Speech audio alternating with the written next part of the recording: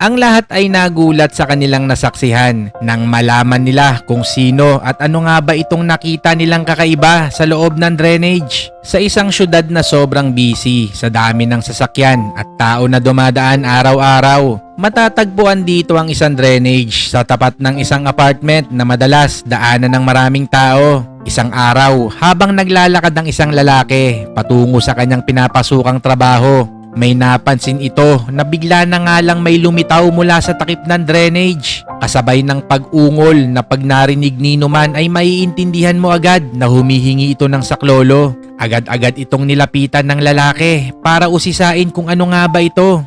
At laking gulat niya nga sa kanyang nasaksihan nang makita niya ang isang paa na nakalabas sa takip ng drainage. Kasabay ng pagkislap ng isang mata na kanyang natanaw mula sa butas ng takip nito.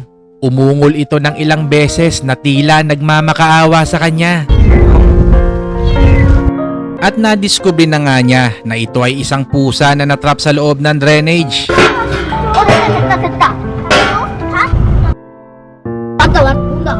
Simula nang malaman ito ng nakararami, ang mga bata at taong napapadaan dito ay inaabutan ito lagi ng pagkain at inumin.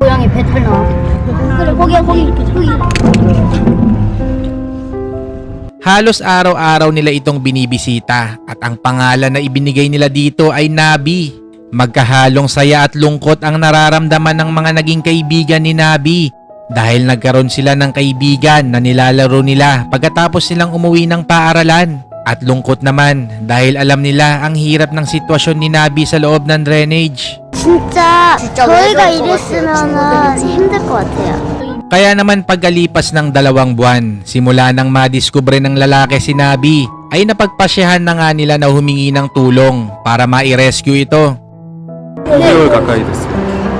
처음 봤을 때보다 확실히 좀 덩치가 좀 있어진 것 같거든요. Ayon sa vet na kasama ng rescue operation, medyo mahihirapan sila dahil hindi kasya ang ulo ng pusa sa drainage.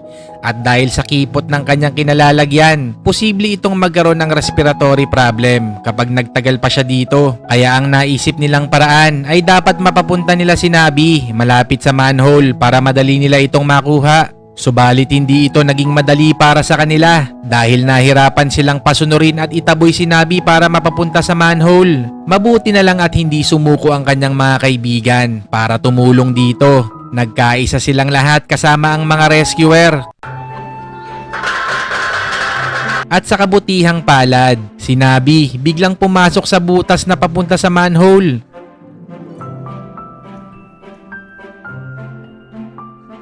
Yun nga lang, bigla na lang itong huminto, ilang metro na lang sana ang pagitan.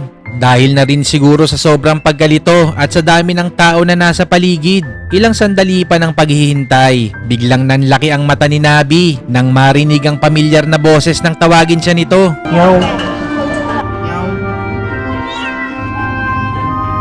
Pumasok sa loob ng manhole ang lalaking kauna-unahang nakadiskubre sa kanya. Tinawag niya ito sa kanyang pangalan dahil na din sa nabuo nilang relasyon sa mahigit 2 buwan simula nang sila ay magkakilala. Mas nanaig ang tiwala ni Nabi kaya dahan-dahan itong lumapit papunta sa lalaki. At dumating na nga ang sandali na pinakahihintay ng lahat, ang makita si Nabi na ligtas at malayang makakagalaw.